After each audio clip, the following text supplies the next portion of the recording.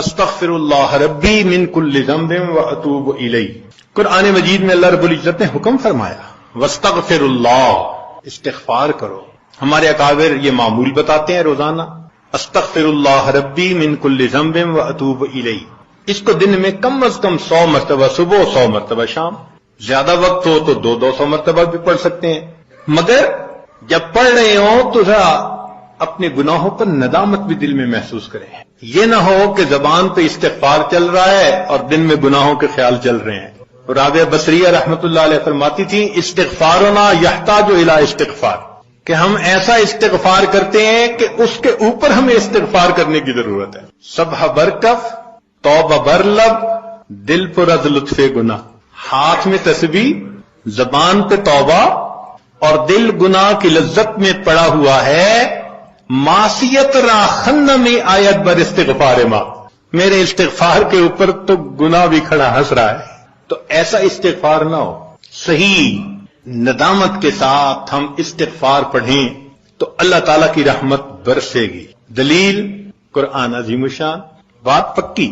اللہ رب العزت شاہ فرماتے ہیں لولا تستغفرون اللہ لعلکم ترحمون، قرآن کی آیت۔ اگر یہ استغفار کرتے تو کیا ہوتا؟ اللہ تعالیٰ رحمت برساتے۔ تو اس کا مطلب ہے یہ گارنٹیڈ بات ہے کہ استغفار کرنے سے اللہ تعالیٰ کی رحمت برستی ہے، انسان کے روح کو غذا ملتی ہے۔ پھر تیسری چیز جس سے کہ اللہ تعالیٰ کی طرف سے رحمت اترتی ہے، درود شریف کا پڑھنا۔ حدیث مبارکہ میں آتا ہے جو شخص ایک دفعہ درود شریف پڑھتا ہے اللہ تعالیٰ 10 رحمتیں اتارتے ہیں۔ تو 10 رحمتوں کا اترنا اس بات کی دلیل کہ روح کو غذا ملتی ہے، نور اترتا ہے انسان کے اوپر۔ ہمارے مشائخ نے فرمایا کہ 100 مرتبہ صبح اور 100 مرتبہ شام، کم از کم اتنا تو درود شریف ضروری پڑھ لیں۔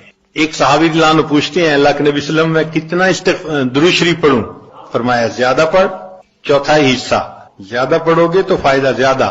اللہ کے نبی صلی اللہ علیہ وسلم آدھا حصہ، بھائی زیادہ پڑھو گے تو زیادہ فائدہ، 3 حصے، فرمایا اور زیادہ تو 4 حصے۔ جب انہوں نے کہا کہ میں پورا وقت درود شریف پڑھنے میں لگا دوں گا، نبی صاحب نے فرمایا اذن یغفر لک ذنبک، تیرے گناہوں کو بخش دیا جائے گا اور تیرے غموں کو تیرے سر سے اتار دیا جائے گا۔ تو درود شریف کے پڑھنے سے اللہ تعالیٰ گناہوں کو معاف کرتے ہیں اور دھو دیتے ہیں۔ صدیق اکبر رضی اللہ عنہ فرمایا کرتے تھے کہ ٹھنڈا پانی آگ کو اتنا جلدی نہیں بجھاتا جتنا جلدی درود شریف کا پڑھنا انسان کے دلوں کی ظلمت کو مٹا دیتا ہے۔ سیدنا علی رضی اللہ عنہ فرمایا کرتے تھے کہ اگر اللہ تعالیٰ اور اس کے رسول صلی اللہ علیہ وسلم نے تسبیح، تکبیر، تحمید، تہلیل ان کے فضائل نہ بتائے ہوتے تو میں اپنا پورا وقت درود شریف کے پڑھنے میں گزار دیتا۔ تو ہم بھی درود شریف پڑھیں، کم از کم 100 مرتبہ صبح اور 1 مرتبہ شام۔ اس سے کیا ہوگا کہ دل کو غذا پہنچ جائے گی۔ چوتھی چیز اللہ کا ذکر کرنا، ذکر لسانی یا ذکر قلبی، جیسا بھی معمول ہو، ذکر کے کرنے سے اللہ تعالیٰ کی رحمت اترتی ہے۔ اور حدیث پاک سے دلیل نزلت علیہم السکینہ، ان کو رحمت ڈھانپ لیتی ہے، ملائکہ آ جاتے ہیں ان کے اوپر، جہاں لوگ مل بیٹھتے ہیں مختلف جگہوں سے آئے ہوئے اللہ کو یاد کرنے کے لیے۔ تو ذکر کرنے سے سکینہ کا نازل ہونا بھی اس بات کی دلیل کہ انسان کے دل کو غذا ملتی ہے۔ ذکر سے ذات کی محبت بھی پیدا ہوتی ہے، جتنا جس چیز کا تذکرہ زیادہ کریں اتنا اس سے محبت ہوتی ہے۔ تو کثرت ذکر کا حکم اس لیے کہ اس سے اللہ رب العزت کی محبت انسان کے دل میں پڑتی ہے۔ یہ نغمہ فصل گلو لالا کا نہیں پابند، بہار ہو کے خزاں لا الہ الا اللہ۔ ہمیشہ ذکر کرنا ہے، ہر وقت کرنا ہے، موسموں کے بدلنے کا اس پہ اثر نہیں ہوتا۔ اس لیے ہمارے اکابر صبح شام کا کچھ وقت تھا جس میں تنہائی میں بیٹھ کے اللہ کا ذکر کثرت کے ساتھ کیا کرتے۔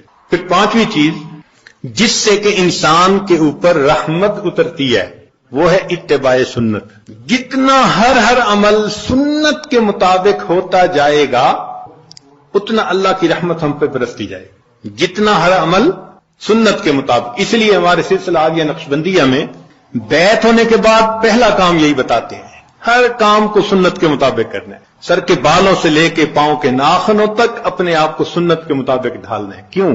ایک تو اجر ہے، ایک قرب ہے، اللہ کی محبوبیت ملتی ہے، اور تیسرا یہ چیز انسان کے روح کی غذا بھی ہے.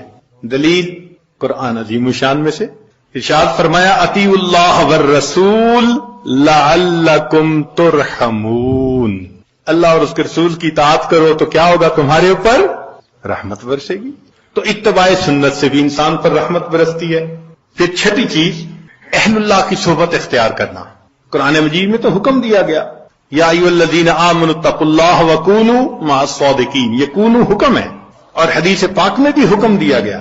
نبی علیہ السلام نے ارشاد فرمایا علیکم بمجالسۃ العلماء واستماع کلام الحکماء فإن اللہ تعالی یحیی القلب المیت بنور الحکمہ کما یحیی الارض المیت بماء المطر.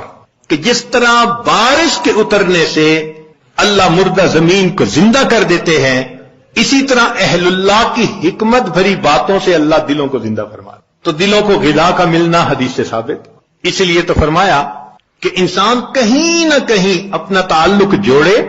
مجدد ثانی رحمۃ اللہ فرماتے ہیں کہ ان مشائخ کی نظر شفا اور ان کا کلام کیمیا ہے. ان کا کلام کیمیا اور ان کی نظر شفا ہے. یہ 10 اسباب ہمیں زبانی یاد ہونے چاہیے تاکہ ہم ان کے ذریعے سے اپنے گناہوں کی بخشش کا بندوبست کر لیں. سب سے پہلا سبب استغفار. استغفار کہتے ہیں کہ اپنے گزرے ہوئے گناہوں پر نادم ہونا. شریعت نے کہا الندم توبۃ، ندامت یہ توبہ ہے. اور حدیث مبارکہ میں ہے کہ قیامت کے دن سب سے زیادہ خوش انسان وہ ہوگا من وجد فی صحیفتہ استغفارا کثیرا، جس کے نام اعمال میں کثرت کے ساتھ استغفار لکھا ہوا ہوگا. تو ہمیں کثرت سے استغفار پڑھنا چاہیے. چنانچہ ایک شخص حضرت حسن اللہ عنہ کے پاس آیا، حضرت بہت گناہگار ہوں، کوئی عمل بتائیں. فرمایا استغفار پڑھو. ایک اور آدمی آیا، حضرت بارش نہیں ہو رہی، کوئی عمل بتائیں. فرمایا استغفار پڑھو. پھر ایک آدمی آیا کہ حضرت بہت قرضہ چڑھ گیا، دعا کریں کہ کوئی اسباب بن جائیں رزق کے، مال کے، تاکہ قرضہ اتر جائے. فرمایا استغفار پڑھو. پھر ایک شخص آیا کہ حضرت دعا کریں اللہ مجھے بیٹا دے دے. فرمایا استغفار کرو. ایک آدمی آیا میرا باغ ہے، دعا کریں کہ میرا پھل زیادہ لگے. فرمایا استغفار کرو. ایک آدمی آیا میری کھیتی باڑی کی زمین ہے، دعا کریں پانی اندر سے نکل آئے. فرمایا استغفار کرو. اب سننے والا حیران کہ مختلف لوگ مختلف ضروریات آ کر بیان کرتے رہے، سب کے لیے ایک ہی جواب. تو اس نے پوچھا کہ حضرت کیا مسئلہ؟ تو فرمایا کہ دیکھو یہ جواب میں نے اپنی طرف سے نہیں دیا، قرآن مجید سے دیا ہے. اللہ تعالیٰ ارشاد فرماتے ہیں قرآن مجید میں فَقُلْتُ اسْتَغْفِرُوا رَبَّكُمْ إِنَّهُ كَانَ غَفَّارًا. تو سب سے پہلے استغفار کرنے سے گناہوں کی بخشش ہوتی ہے. یرسل السماء علیکم مدرارا، تمہارے اوپر اللہ بارشیں برسائے گا. ویمددکم باموال، اللہ مال کے ذریعے تمہاری مدد کرے گا. وبنین، اور بیٹوں کے ذریعے مدد کرے گا. ویجعل لکم جنات، اور اللہ تعالیٰ تمہیں درختوں پہ پھل زیادہ عطا کرے گا. وَيَجْعَلْ لَكُمْ أَنْهَارًا، اور اللہ تعالیٰ تمہارے لیے زمین سے چشمے جاری فرما دے گا. آپ اگر غور کریں تو ہماری روزمرہ کی جو پریشانیاں ہیں وہ انہی میں سے ہیں.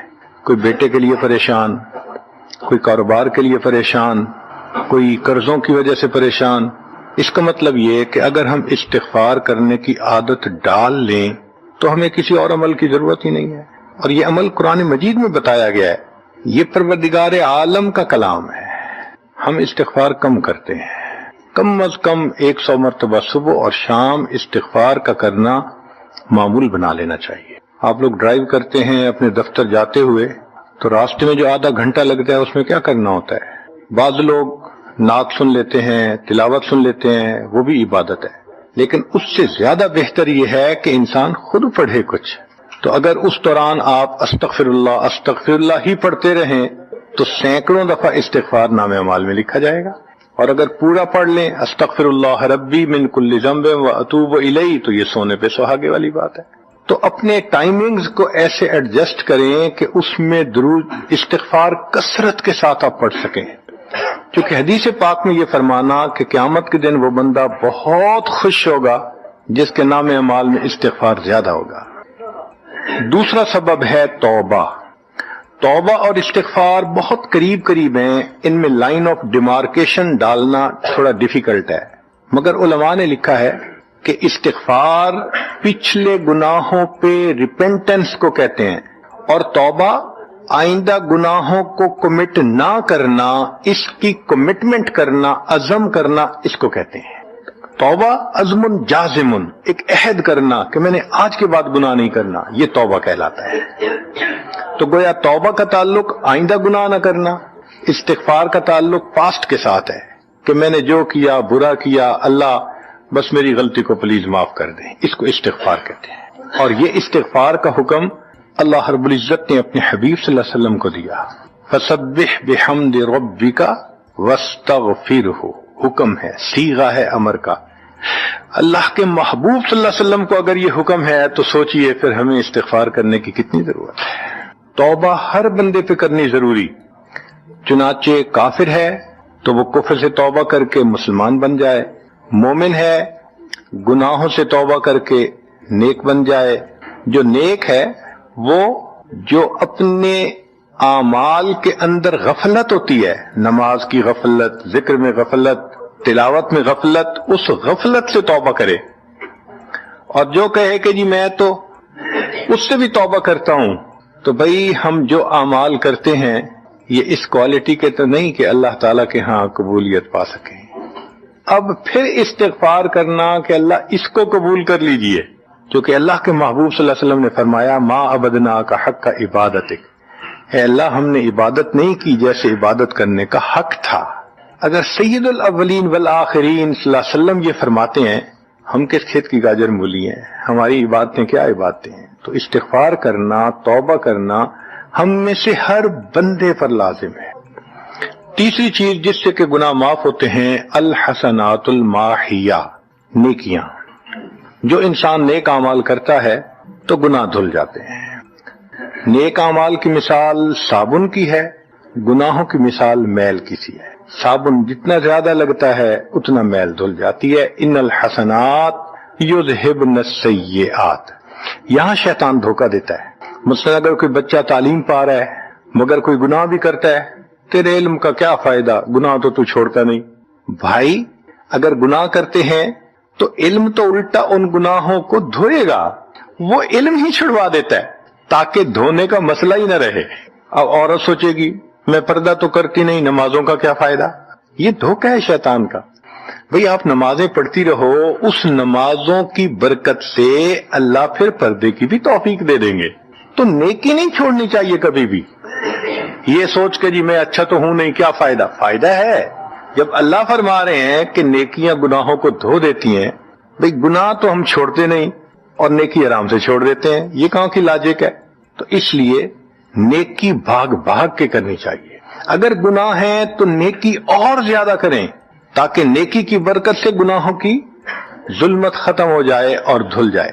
حدیث پاک میں ہے بندہ گناہ کرتا ہے لکھ دیا جاتا ہے، دوسرا گناہ، تیسرا، 5 گناہ کرتا ہے، پھر اس کے بعد وہ ایک نیکی کرتا ہے تو نیکی والا فرشتہ کہتا ہے کہ دیکھو اللہ کے ہاں دستور ہے من جاء بالحسنۃ فلہ عشر امثالھا، اس کو 10 نیکیاں ملنی تھیں، تم نے 5 گناہ لکھے ہیں نا، اچھا تم 5 گناہ مٹا دو، میں نامہ اعمال میں 10 نیکیوں کی بجائے صرف 5 نیکیاں بیلنس وہ ڈال دیتا ہوں۔ چنانچہ 5 گناہ مٹا دیے جاتے ہیں، 5 نیکیاں نامہ اعمال میں لکھ دی جاتی ہے۔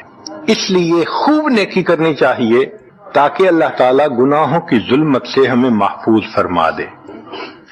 چوتھی چیز جس سے کہ گناہ معاف ہوتے ہیں، دعاء المؤمنین للمؤمن، جو ایمان والے ایک دوسرے کے لیے دعائیں کرتے ہیں اس سے بھی گناہ معاف ہوتے ہیں۔ چنانچہ عمر لانو جا رہے تھے عمرے کے لیے، نبی علیہ السلام نے فرمایا اے بھائی ہمیں اپنی دعاؤں میں نہ بھولنا، تو نبی علیہ السلام نے امت کو تعلیم دی کہ ایک دوسرے کو دعاؤں کے لیے کہنا چاہیے۔ یہ بہت اچھی عادت ہے کہ جب کسی سے ملیں جی ہمیں اپنی دعاؤں میں یاد رکھیں، والدین کو کہنا، بڑوں کو کہنا، دوستوں کو کہنا، کیا معلوم کس کی مانگی ہوئی دعا کام آ جائے۔ اس دعا کا فائدہ ہوتا ہے نا، تبھی تو قرآن مجید میں دعا سکھائی گئی، ربنا اغفر لنا وَلِإِخْوَانِنَا الَّذِينَ سَبَقُونَا بِالْإِيمَانِ، اے اللہ جو ہم سے پہلے ایمان والے چلے گئے ان کی بھی مغفرت فرما دے۔ تو فائدہ ہوتا ہے تو قرآن نے دعا سکھائی ہے نا، تو ایمان والوں کی دعاؤں سے دوسرے ایمان والوں کو فائدہ ہوتا ہے۔ حدیث پاک میں ہے دوست کی دعا دوست کے پیٹھ پیچھے رد نہیں کی جاتی، کیوں؟ اس میں خلوص ہوتا ہے۔ تو اس لیے حدیث پاک میں ہے، مسلم شریف کی روایت ہے کہ اگر کوئی آدمی فوت ہو جائے اور 40 آدمی جنازہ پڑھ لیں جو ایمان والے ہوں، توحید والے ہوں، فرمایا ما من رجل مسلم یموت فیقوم علی جنازتہ 40 رجلا لا یشرکون باللہ شیئا الا شفعهم اللہ فی، اللہ 40 بندوں کی نماز جنازہ کو قبول کر کے میت کی مغفرت فرما دیتے ہیں۔ پانچواں عمل ما یعمل للمیت من اعمال البر، ہم اپنے فوت شدہ لوگوں کے لیے جو نفل کے کوئی نیک کام کرتے ہیں اس سے بھی ان کے گناہ معاف ہوتے ہیں۔ مثلا صدقہ کر دیا، قرآن پاک پڑھا، ان کو بخش دیا، ان کی طرف سے عمرہ کیا، حج کیا، ان نفلی اعمال کا ثواب ان کو ملتا ہے، اس کی وجہ سے ان کے گناہوں کو معاف کر دیا جاتا ہے۔ چنانچہ حضرت شیخ الحدیث رحمۃ اللہ علیہ نے فضائل ذکر میں یا کسی اور کتاب میں واقعہ لکھا ہے کہ ایک اللہ والے تھے، قبرستان کے قریب سے جاتے ہوئے انہوں نے کچھ پڑھ کے قبرستان والوں کو بخش دیا۔ رات خواب دیکھا کہ وہی قبرستان والے ہیں اور ایک آدمی آتا ہے جیسے کوئی ڈاک تقسیم کرنے والا ڈاکیا ہوتا ہے، اور سب اس کی طرف بھاگ پڑتے ہیں جیسے ڈاک لینے کے لیے ہو۔ ایک بندہ پیچھے آرام سے بیٹھا ہوتا ہے، وہ پوچھتا ہے کیا معاملہ؟ وہ کہتے ہیں کہ یہ فرشتہ آیا ہے، روزانہ کی جو ڈاک آئی ہے نا نیکیوں کی، جو اولاد نے، رشتہ داروں نے، دوستوں نے کیے، لہذا وہ اعمال نیکیاں ملتی ہیں تو یہ سب لوگ جاتے ہیں کہ نیکیاں ملیں گی، ہمارا درجہ بڑھے گا۔ اس نے کہا کہ آپ کو ضرورت نہیں ہے؟ کہنے لگا ہاں میں لے لوں گا، مگر میرا ایک بیٹا ہے جسے میں نے قرآن پاک کا حافظ بنایا، اس کی دکان ہے، وہ سارا دن دکان پہ بیٹھا رہتا ہے اور ساتھ ساتھ قرآن پڑھتا رہتا ہے، تو مجھے اتنی نیکیاں مل جاتی ہیں کہ میں بعد میں لے لوں گا۔ اس نے کہا بیٹا کہاں؟ اس نے کہا فلاں جگہ دکان ہے۔ وہ اللہ والے جب وہاں گئے اگلے دن تو دیکھا کہ ایک نوجوان ہے اور وہ بیٹھا ہوا ہے، گاہک آتا ہے تو اس کو سودا بیچ دیتا ہے، جب گاہک کوئی نہیں ہوتا تو وہ قرآن پڑھنا شروع کر دیتا ہے۔ تو وہ سمجھ گیا کہ میرا خواب سچا تھا، اس بچے کے قرآن پڑھنے سے اس کے والد کو خوب بینیفٹ مل رہا ہے۔ کچھ عرصے کے بعد دوبارہ پھر اسی قبرستان کے قریب سے گزرے، پھر انہوں نے کچھ پڑھ کے بخش دیا۔ رات خواب میں دیکھا کہ اب جب تقسیم ہوا تو سب بھاگے تو وہ بندہ بھی بھاگا۔ انہوں نے کہا آپ بھی بھاگ رہے ہو؟ کہنے لگا ہاں میں اس لیے بھاگ رہا ہوں کہ میرا وہ بیٹا فوت ہو گیا، اب مجھے قرآن پڑھ کے بخشنے والا کوئی ایسا ہے نہیں، تو جو عام ایمان والوں کا ثواب آتا ہے میں بھی اسی میں سے اپنا حصہ لینے کے لیے جا رہا ہوں۔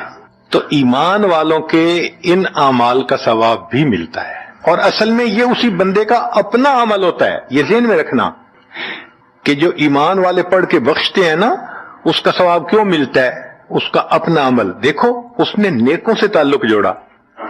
وہ بھی تو ہوتے ہیں جن کے مرنے کے بعد پیچھے ریچھ کتے کی لڑائی کرواتے ہیں، میلے لگواتے ہیں، موسیقی کی محفلیں ہوتی ہیں، وہ بھی تو ہوتے ہیں نا، تو ان کو کچھ نہیں ملتا۔ اس بندے نے نیکوں سے محبت کی، یہ اس کا اپنا عمل ہے، اس کی محبت کی وجہ سے اب یہ لوگ اس کو پڑھتے ہیں، اللہ اس کو ثواب پہنچا دیتے ہیں، اس کے اپنا عمل ہے اصل میں۔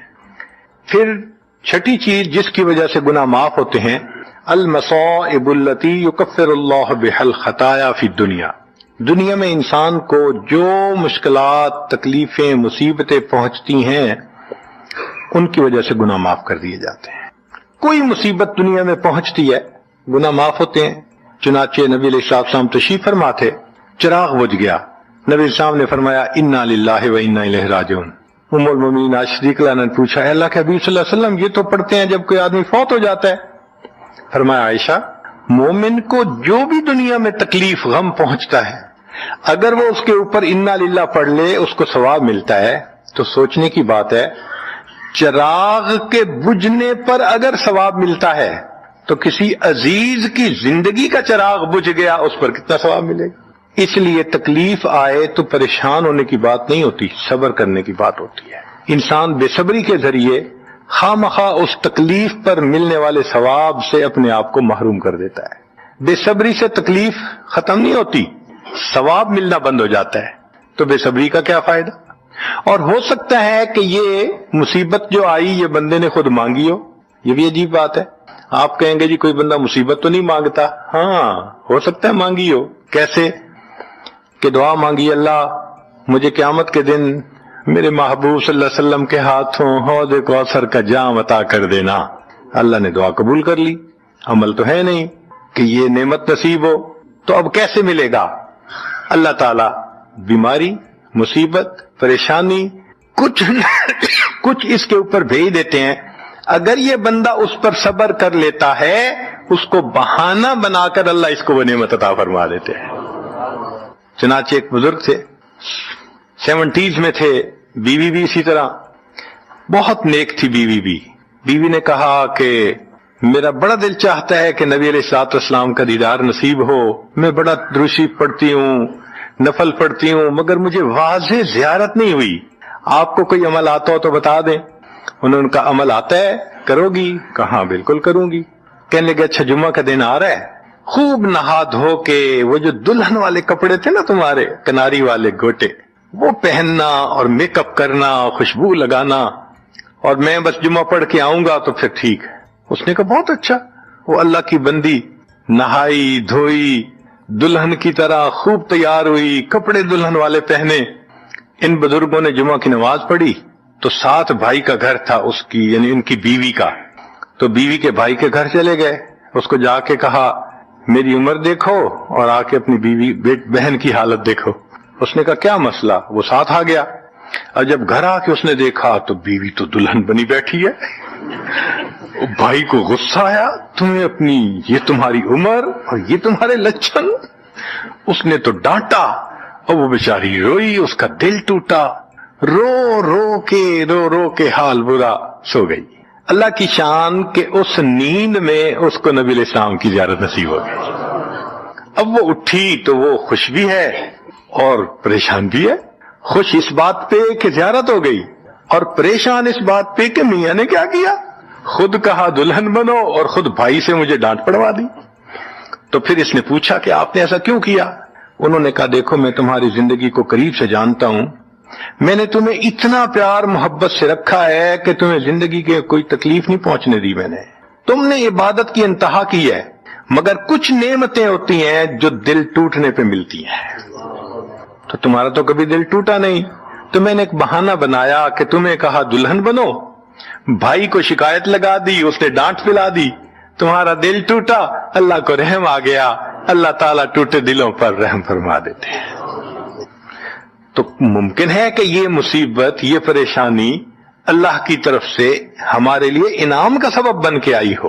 اس لیے ہمارے بزرگوں نے کہا سکھ دکھاں تو دیواں وار، کہ میں سکھوں کو دکھوں پہ قربان کر دوں، سکھ دکھاں تو دیواں وار، دکھاں آن ملائم یار، کہ دکھوں نے مجھے میرے یار سے ملا دیا۔ اللہ کو بڑا ترس آتا ہے اس بندے پر جس پر کوئی مصیبت آتی ہے، پریشانی آتی ہے۔ پھر ساتویں چیز جس سے کہ گناہ معاف ہوتے ہیں، ما يحصل فی القبر من الفتنة والزغطة والروع، قبر کے اندر انسان جب جائے گا تو اس کو وہاں پر زغط قبر پیش آئے گا، قبر دباتی ہے، اس قبر کے دبانے سے بھی گناہ معاف ہوتے ہیں، اور یہ زغط قبر ہر کسی کو پیش آئے گا۔ سعد لانو ایک صحابی ہیں، نبی علیہ السلام نے ان کا جنازہ پڑھایا اور اللہ کے محبوب صلی اللہ علیہ وسلم پنجوں کے بل چلنے لگے، تو صحابی نے پوچھا اے اللہ کے حبیب صلی اللہ علیہ وسلم آپ ایسے چل رہے ہیں؟ فرمایا سعد کی نماز جنازہ میں شرکت کے لیے اتنے فرشتے آسمان سے اتر آئے، مجھے پاؤں رکھنے کی جگہ نہیں مل رہی۔ یہ پھر حدیث پاک میں آتا ہے کہ نبی علیہ السلام نے فرمایا سعد کی وفات پر اللہ کا عرش بھی 3 دن تک روتا رہا۔ جن کی وفات پہ اللہ کا عرش روئے، اللہ کے فرشتے جنازے میں اتریں، کیسے اللہ کے مقبول بندے ہوں گے؟ پھر نبی علیہ السلام نے فرمایا سعد کو بھی زغط قبر پیش آیا۔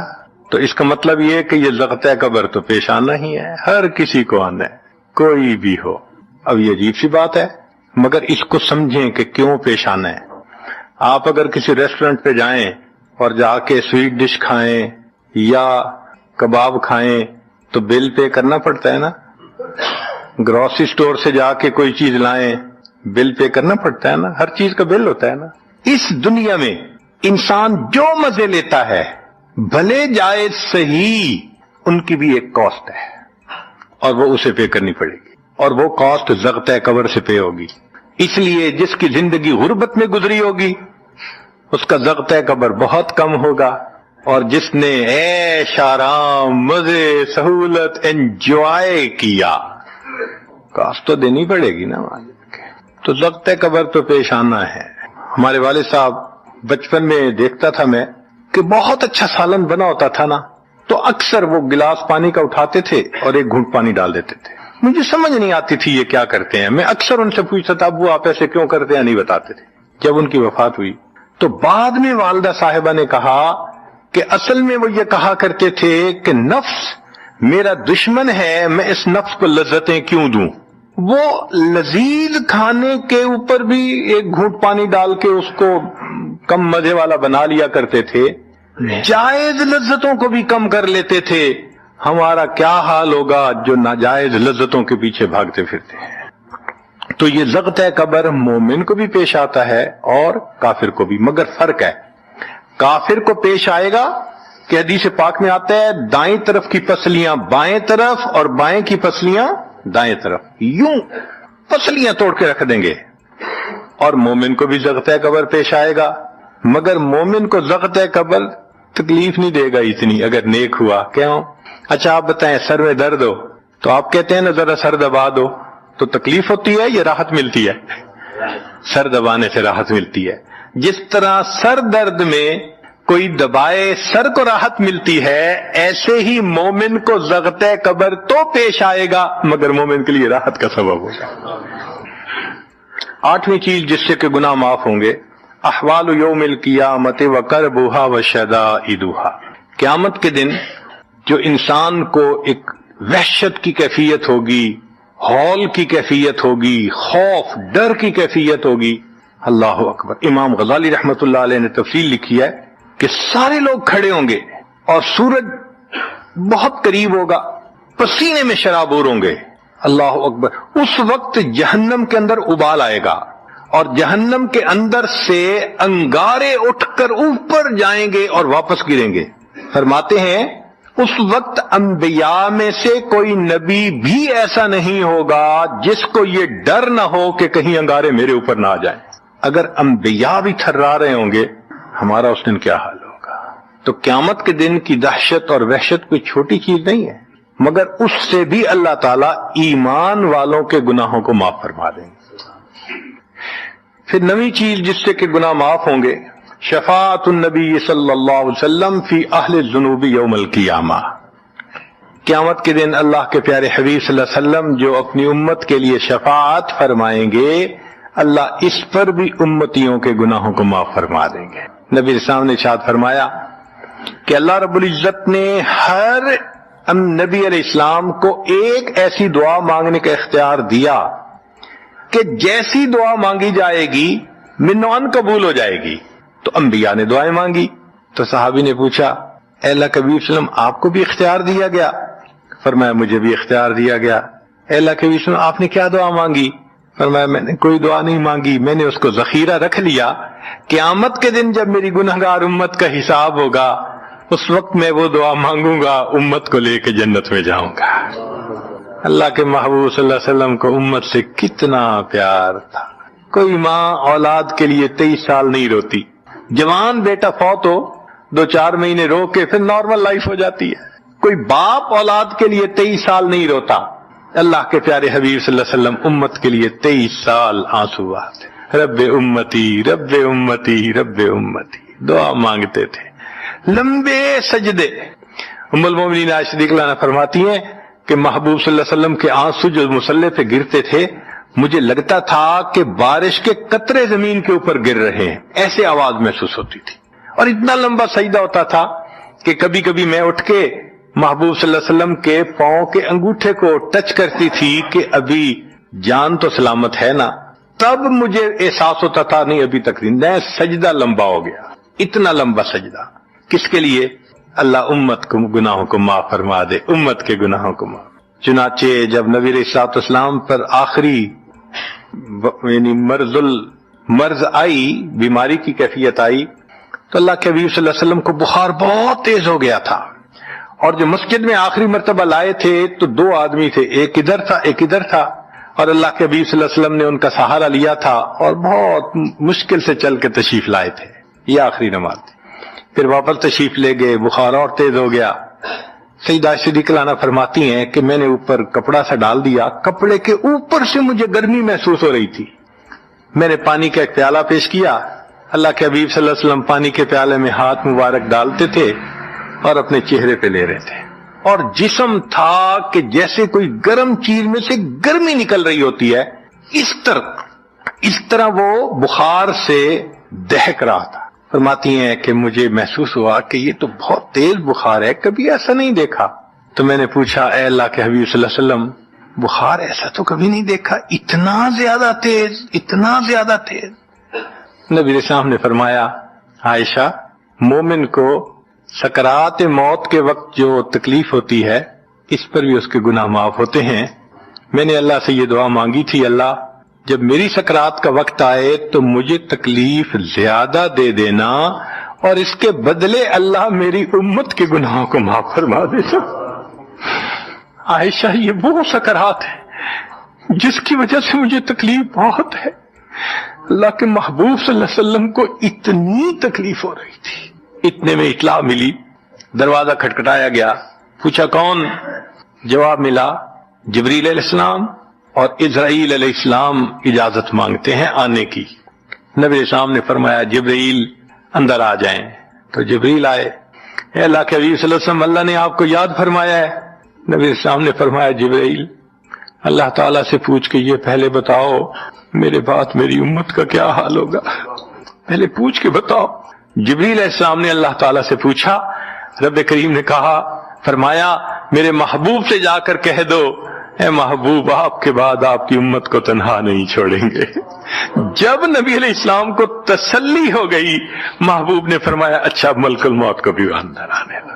اللہ کے محبوب صلی اللہ علیہ وسلم کو امت سے ایسی محبت تھی، اللہ اکبر۔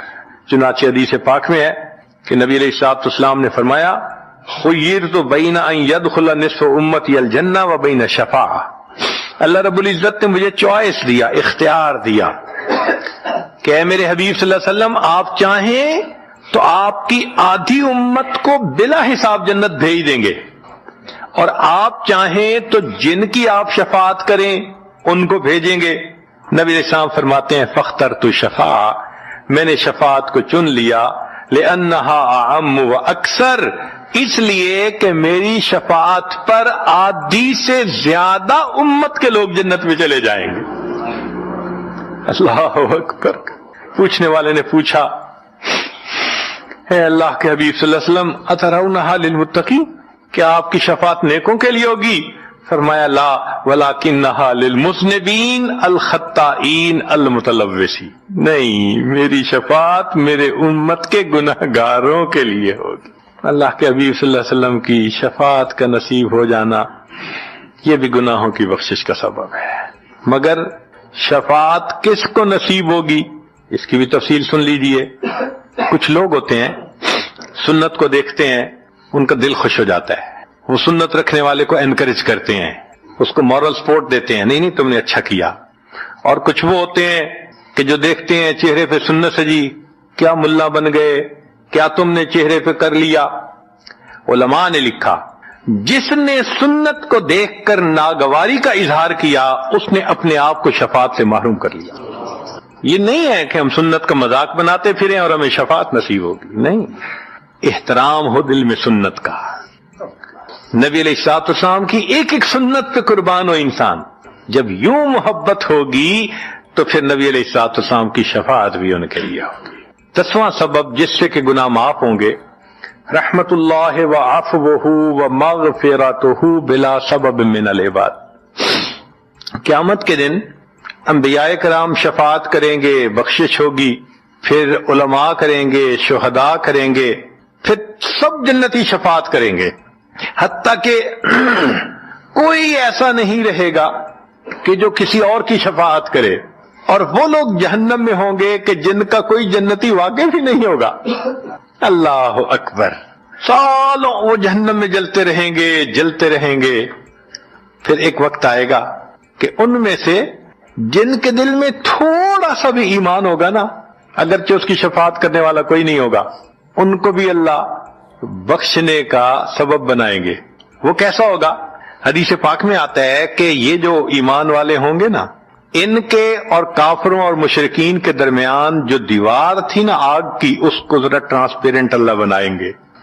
تو مشرکین دیکھیں گے اور کہیں گے ہم تو جل ہی رہے تھے، اور تم تو کلمہ پڑھتے تھے، تم بھی یہاں جل رہے ہو۔ تو وہ جب ان کو کلمے کا تانا دیں گے کہ تمہارا نام تو مسلمانوں والا تھا نا، تو اس وقت وہ جہنمی اللہ سے فریاد کریں گے، اللہ تیری توحید کا تانا دیتے ہیں، کہاں گیا تمہارا خدا، تم بھی ہمارے ساتھ جل رہے ہو۔ جب وہ فریاد کریں گے، اللہ تعالیٰ جبریل علیہ السلام کو فرمائیں گے، جبرائیل جاؤ، جس کے دل میں ذرہ برابر بھی تمہیں ایمان نظر آتا ہے اس کو بھی جہنم سے نکالنا، ان کو بھی جہنم سے نکال دیا جائے۔ پھر اس کے بعد وہ بچیں گے کہ جن کا ذرہ ایمان بھی نہیں فرشتے کو نظر آئے گا، مگر اللہ فرمائیں گے انبیاء نے بھی شفاعت کر لی، شہداء نے بھی، علماء نے بھی، جنتیوں نے بھی، اب میں اپنی رحمت کا اظہار کرتا ہوں، میں بھی تو بندوں سے محبت کرتا ہوں۔ حدیث پاک میں ہے ثلاث حشیات، یوں کر کے اگر گندم ہونا اور انسان دونوں ہاتھوں کو ایسے کرے تو اس کو لپ کہتے ہیں، لپ بھرنا، تو اس میں ہزاروں چاول کے دانے آ سکتے ہیں۔ سوچئے اللہ رب العزت لپ بھریں گے تو وہ کتنی بڑی ہوگی، کھربوں لوگ ہوں گے، ایک لپ کو بھر کے نکالا جائے گا، پھر دوسری کو نکالا جائے گا، پھر تیسری لپ بھر کے نکالیں گے، پھر ایک حوض ہوگا، کہا جائے گا جہنمی کو اغتسل فی ھذا الغدیر، اس حوض کے اندر تم جاؤ غسل کرو۔ جب وہ غسل کریں گے بالکل ان کے جسم صحیح سلامت ہو جائیں گے، پھر اللہ تعالیٰ ان کو جنت عطا فرمائیں گے، مگر ان کے ماتھے پر لکھا ہوا ہوگا اتقاء الرحمن، کہ رحمان نے اپنی رحمت سے ان کو رعایتی پاس کر دیا، وہ جنت میں جائیں گے۔ اب جو جنت میں جائیں گے تو جنتی لوگ ان کے ساتھ ملیں گے، خوش ہوں گے، مگر کہیں کہیں کوئی ان کو کہے گا ہم تو اللہ کے فضل سے سیدھا آ گئے، تم تو آیا فلاں جگہ سے آئے ہو نا، رعایتی پاس ہو۔ اب جب ان کو رعایتی پاس کا تانا ملے گا تو ان کو عجیب لگے گا۔ پھر ایک وقت آئے گا کہ یہ سب اتقاء الرحمن اللہ کے سامنے فریاد کریں گے، اللہ آپ نے اپنی رحمت سے جہنم سے نکال دیا، جنت بھیج دیا، یہ جو مہر ایک لگا دی یہ بھی تو اتار دیجئے نا۔ تو اللہ تعالیٰ ان کی مہر کو ختم فرمائیں گے اور یہ جنت میں رہنے لگ جائیں گے۔ امام غزالی رحمت اللہ علیہ اس واقعے کو نقل کرنے کے بعد لکھتے ہیں، میرا کوئی عمل ایسا تو نہیں کہ میں امید کروں کہ میں جنت چلا جاؤں گا، کاش اللہ مجھے ان اتقاء الرحمن میں شامل فرما لیتے۔ اللہ تعالیٰ فرماتے ہیں وَفِي أَمْوَالِهِمْ حَقٌّ مَّعْلُومٌ لِلسَّائِلِ وَالْمَحْرُومِ، ان کے مالوں میں حق ہے، محروم کا بھی اور سائل کا بھی۔ حدیث مبارکہ میں آتا ہے کہ اللہ تعالیٰ بعض بندوں کو بہت کھلا رزق دیتے ہیں، اور اس کا مقصد یہ ہوتا ہے کہ اس کو دین پہ خرچ کریں، غریبوں پہ خرچ کریں۔ اگر وہ خرچ کرتے رہتے ہیں تو ان کو اللہ تعالیٰ رزق دیتے رہتے ہیں، اور اگر وہ خرچ کرنا بند کر دیتے ہیں تو اللہ تعالیٰ ان کا رزق بھی بند کر دیتے ہیں۔ آپ نے زندگی میں کئی مثالیں دیکھی ہوں گی، کاروبار بھی بڑا اچھا تھا، حضرت مٹی کو ہاتھ لگاتے تھے سونا بن جاتی تھی، آج تو سونے کو ہاتھ لگائے مٹی بن جاتی ہے۔ جی ہاں، جب اللہ نے دروازے کھولے تھے اس وقت ہمیں صرف اپنا من یاد رہا، دوسروں کی یاد نہیں آئی۔ کوئی بھوکا سوتا ہے، کوئی پیاسا ہوتا ہے، غریب کے بچے ننگے ہیں، اس کو زکوٰۃ دینی چاہیے، طلباء کو مدرسوں کے اندر اتنا دینا چاہیے کہ ان کو کھانا ہر 3 وقت کا آرام کے ساتھ مل سکے۔ اس کی طرف کوئی دھیان نہیں ہوتا، صرف ایک ہوتا ہے اپنا گھر، اپنی گاڑی، اپنی بیوی، اپنے بچے، اپنی جائیداد، اپنا بینک بیلنس۔ تو یہ جو اپنا اپنا اپنا ہوتا ہے نا، یہ بندے کو لے بیٹھتا ہے۔ تو فرمایا کہ تو حاصل کر آخرت کا گھر اس کے ذریعے سے، وَلَا تَنْسَ نَصِيبَكَ مِنَ الدُّنْيَا، اور دنیا سے بھی اپنے حصے کو نہ بھول۔ اللہ نے یہ نہیں کہا کہ تم 100% خرچ کر دو، نہیں، تم تھوڑا سا اس سے خرچ کرو۔ اب دیکھیں زکوٰۃ پورے مال کے اوپر نہیں، جو مال فالتو ہو جس پر ایک سال گزر جائے ایسا نصاب کا مال پھر زکوٰۃ فرض ہوتی ہے۔ اس کا مطلب یہ کہ اتنا مال فالتو تھا کہ پورا سال اس کو خرچ کرنے کی ضرورت پیش نہیں آئی، اپنے پاس ہی رہا۔ اب فالتو مال میں سے اللہ چاہتے تو کہہ دیتے نصف لی و نصف لک، آدھا میرے لیے میرے بندے اور آدھا تیرے لیے۔ اللہ نے ایسا نہیں کیا۔ اللہ نے فرمایا کہ دیکھو تو 2.5% زکوٰۃ دے دے اور باقی 97.5% تیری تنخواہ ہے، تو عیش کر، تیرا مال پاک ہو جائے گا اور تیرا مال ہمارے حفاظت میں آ جائے گا۔ شریعت نے ایشورنس دی کہ تم زکوٰۃ ادا کرو گے تو ہم تمہارے مال کے محافظ بن جائیں گے۔ تو اللہ تعالیٰ یہ چاہتے ہیں کہ یہ نظام سوسائٹی کے اندر جاری و ساری رہے۔ وَأَحْسِنْ كَمَا أَحْسَنَ اللَّهُ إِلَيْكَ، اور نیکی کر جیسے اللہ نے تیرے ساتھ نیکی کی ہے۔ وَلَا تَبْغِ الْفَسَادَ فِي الْأَرْضِ، اور زمین میں فساد نہ رچا۔ إِنَّ اللَّهَ لَا يُحِبُّ الْمُفْسِدِينَ، اللہ تعالیٰ مفسدین کو پسند نہیں کرتے۔ یعنی بندے کو اس کا ریٹرن ملتا ہے، یہ نہیں ہو سکتا کہ اللہ کے راستے میں خرچ کرے اور اس کا بدلہ نہ ملے۔ انفاق کا لفظ نفق سے بنا ہے، نفق کہتے ہیں سرنگ کو، اور سرنگ میں انسان ایک طرف سے داخل ہو کر نکلتا ہے پھر کوئی دوسرا داخل ہو سکتا ہے۔ اس کا مطلب یہ ہوا کہ جو تمہارے پاس پہلا رزق ہے اس کو تم نکالو گے تب دوسرا رزق ملے گا۔ اس لیے فرمایا وما تنفقوا من خیر یوفى الیکم، جو تم خرچ کرو گے تمہیں اس کا بدلہ مل کر رہے گا۔ پھر یہ بھی فرمایا انفق ينفق علیک، تم خرچ کرو تمہارے اوپر خرچ کیا جائے گا۔ اللہ عبداللہ فرمایا کرتے تھے کہ اللہ تعالیٰ اپنے بعض بندوں کو ڈاکیا بنا دیتے، دوسرے بندوں کا رزق اس کو دے دیتے۔ مثلاً 100 روپے اللہ اس کو دیتے ہیں، اب اللہ تعالیٰ کی ڈیمانڈ یہ ہوتی ہے کہ میرے بندے اس میں سے 2.5% جو زکوٰۃ ہے وہ تم میرے بندوں میں تقسیم کرو، جو محتاج ہیں جو غریب ہیں ان میں، اور تمہاری تنخواہ کتنی ہوگی؟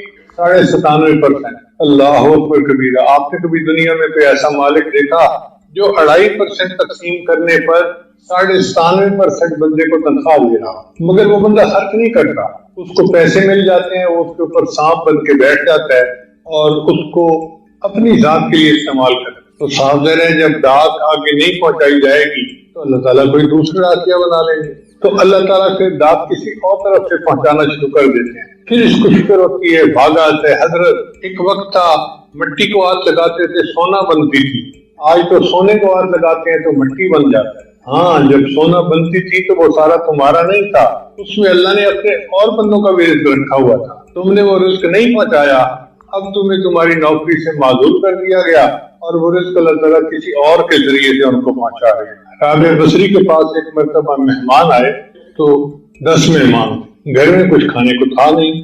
تھوڑی دیر بعد دروازہ کھٹکھٹایا گیا، خادمہ نے جا کے پوچھا کہ جی کوئی روٹیاں لے کے آیا ہے، اور پوچھا بنو کتنی روٹیاں ہیں؟ جی 9 روٹیاں۔ کہنے لگے یہ میرا نہیں ہے حصہ، اس کو وہ چلا جائے۔ چلا گیا۔ اب کھانے کا وقت بھی ہو چکا تھا، مہمان بھی انتظار میں تھے۔ کافی دیر کے بعد پھر دروازہ کھٹکا، پھر پتہ کروایا ابھی کون ہے پوچھو۔ اس نے کہا جی روٹی لینے آیا ہے۔ کتنی روٹیاں؟ جی 9 روٹیاں۔ جی میری یہ نہیں ہے، یہ کسی اور کی ہیں، لے جاؤ۔ اب دیر بھی کافی ہو گئی تھی، مہمان بھوک لگی ہوئی تھی۔ کافی دیر کے بعد پھر دروازہ کھٹکا تو رابعہ بصریہ نے کہا کہ جاؤ دیکھو۔ کہا جی کہ بندہ آیا ہے کہتے ہیں 9 روٹی، نہیں میری روٹیاں نہیں ہیں، آپ کیوں نہیں لے رہی؟ انہوں نے کہا اس لیے کہ صبح میرے پاس ایک روٹی تھی، سائل آیا تھا اور میں نے وہ روٹی اس کو دے دی تھی۔ میرے اللہ کا وعدہ ہے من جاء بالحسنۃ فلہ عشر امثالھا، جو ایک روٹی لائے، جو ایک عمل لائے گا 10 کا بدلہ دوں، تو مجھے 10 روٹیاں ملنی ہیں، 9 نہیں مل سکتی۔ اس نے کہا جی مجھے معاف کر دیں، مجھے بھوک لگی ہوئی تھی، ایک میں نے اپنے لیے رکھ کے آپ کو 9 بتائی تھی، 10 ہی روٹیاں۔ یعنی اتنا یقین تھا کہ ہم نے ایک پیسہ دیا ہے تو ہمیں 10 واپس ملیں گے۔ اللہ تعالیٰ ایسا یقین کامل ہمیں بھی عطا۔ چوتھا عمل ہے دین کی خاطر ہجرت کرنا۔ چنانچہ جو بندہ دین کے لیے ہجرت کرتا ہے اللہ تعالیٰ اس کے رزق میں برکت عطا فرما دیتا ہے۔ نبی اسلام نے ارشاد فرمایا وَمَن يُهَاجِرْ فِي سَبِيلِ اللَّهِ، اللہ تعالیٰ قرآن مجید میں فرماتے ہیں وَمَن يُهَاجِرْ فِي سَبِيلِ اللَّهِ يَجِدْ فِي الْأَرْضِ مُرَاغَمًا كَثِيرًا وَسَعًا، جو اللہ کے راستے میں ہجرت کرے گا اسے جائے پناہ بھی ملے گی اور اس کے رزق میں وسعت بھی ہوگی۔ 5ویں کنجی ہے تقوی اختیار کرنا. اللہ تعالیٰ قرآن میں فرماتے ہیں وَلَوْ أَنَّ أَهْلَ الْقُرَىٰ آمَنُوا وَاتَّقَوْا، اگر بستی دیسوں والے ایمان لاتے اور تقوی کو اختیار کرتے لَفَتَحْنَا عَلَيْهِمْ بَرَكَاتٍ مِّنَ السَّمَاءِ، ہم ان پر آسمان سے برکتوں کے دروازے کھول دیں. تو تقوی ہے جس کی وجہ سے ہمیشہ برکتیں نازل ہوتی. ایک جگہ اللہ تعالیٰ ارشاد فرماتے ہیں وَمَن يَتَّقِ اللَّهَ يَجْعَل لَّهُ مَخْرَجًا وَيَرْزُقْهُ مِنْ حَيْثُ لَا يَحْتَسِبُ. جو تقوی اختیار کرتے ہیں اللہ تعالیٰ اس کے لیے ایک مخرج بنا دیتے ہیں اور اس کو ایسی طرح سے رزق دیتے ہیں جس کا اس کو وہم و گمان ہی نہیں ہوتا. سفیان ثوری رحمۃ اللہ فرمایا کرتے تھے اتق اللہ فما رأیت تقیا محتاجا، تقوی اختیار کرو میں نے کسی متقی کو کبھی محتاج نہیں دیکھا. PhD ڈاکٹر جو دنیا کے پڑھے لکھے ہوتے ہیں ہم نے ان کو محتاج دیکھا ہے، ہم نے ان کو در بدر ٹھوکریں کھاتے دیکھا ہے، لیکن ہم نے کبھی کسی متقی بندے کو محتاج نہیں دیکھا، اس لیے کہ اللہ ان کے لیے رزق کے دروازے کھول دیتا ہے. امام مسلم رحمۃ اللہ علیہ کا مشہور واقعہ ہے کہ ان کی موت کا سبب بنا مطالعہ کر رہے تھے اور 7 کھجوریں کھا رہے تھے، تو زیادہ کھجوریں کھانے کی وجہ سے ان کی موت آئی. تو متقی لوگوں کی موت زیادہ کھانے سے تو آئی، بھوک پیاس سے نہیں آئی. اگلی کنجی رزق کی ہے کثرت عبادت. نبی نے سامنے ارشاد فرمایا یا ابن آدم، اے ابن آدم تفرغ لعبادت، یہ حدیث قدسی ہے. اللہ فرماتے ہیں اے ابن آدم میری عبادت کے لیے فارغ ہو جا. املا صدر کا غنا، میں تیرے سینے کو غنا سے بھر دوں گا. واسد فقر کا، اور تیرے فقر کو بند کر دوں گا، ختم کر دوں گا. تو کثرت عبادت سے اللہ تعالیٰ رزق میں فراخی دے دیتے ہیں اور فقر فاخر کو ختم کر دیتے ہیں. دیکھیے ایک ہوتا ہے عام گھوڑا، وہ 20-25 ہزار کا مل جاتا ہے، اور ایک ہوتا ہے دوڑ میں فسٹ آنے والا گھوڑا، وہ لاکھوں کروڑوں کا بکتا ہے. اب لاکھوں کروڑوں والا گھوڑا جو اس کے مالک سے کوئی گھوڑا مانگے کہ جی مجھے گھوڑا دو، میں نے گدے گاڑی میں استعمال کرنا ہے، تو مسکرائے گا کہ میرا ریکارڈ قائم کرنے والا گھوڑا گدے گاڑی کے لیے نہیں بنا. اسی طرح جو تقوی اختیار کرنے والا بندہ ہوتا ہے وہ دوڑنے والے گھوڑے کی مانند ہوتا ہے. اللہ تعالیٰ اس کو دنیا کی گدا گاڑی میں استعمال نہیں فرماتے، اللہ تعالیٰ اس کو رزق عطا فرماتے. پھر 7ویں کنجی رزق کی کثرت سے عمرہ کرنا، حج کرنا. نبی اسلام نے فرمایا وما امعار حاج الفتح، کثرت سے حج اور عمرہ کرنے والا محتاج نہیں ہوتا. یعنی حج اور عمرہ کی وجہ سے اللہ تعالیٰ رزق میں برکت دے دیتے ہیں اور بندہ محتاج نہیں ہوتا. 8ویں کنجی رزق بڑھانے کی اس کو کہتے ہیں صلہ رحمی. صلہ رحمی کا مطلب ہوتا ہے اپنے رشتے داروں کے ساتھ اس نے سلوک کرنا، اچھا تعلق رکھنا. ابو ہریرہ روایت کرتے ہیں کہ نبی اسلام نے ارشاد فرمایا من احب ان یزاد فی عمرہ ویزاد فی رزقہ فلیصل رحمہ. بخاری شریف کی روایت ہے کہ جو بندہ چاہے کہ میری عمر زیادہ ہو اور میرا رزق زیادہ ہو، اس کو چاہیے کہ رشتے دار کے ساتھ اچھا سلوک روا رکھے. آج رزق کی تنگی کا شکوہ تو کرتے ہیں، بھائی بہن سے نہیں بولتا، بہن بھائی سے نہیں بولتی، بھائی بھائی آپس سے نہیں بولتے، حتیٰ کہ ایک دوسرے کے گھر کا کھانا نہیں کھاتے جی کسی نے کچھ کر نہ دیا ہو، کسی نے کچھ ملا نہ دیا ہو، پڑھ نہ دیا ہو، خامد پہ اثر نہ ہو جائے، کہیں پھپھو سے لڑائی اور کہیں چچی سے لڑائی. تو یہ جو صلہ رحمی کو ہم توڑتے ہیں، اللہ نے تو جوڑنے کا حکم دیا وَيَقْطَعُونَ مَا أَمَرَ اللَّهُ أَن يُوصِلَ، جس کو اللہ نے جوڑنے کا حکم دیا اسے ہم توڑتے ہیں.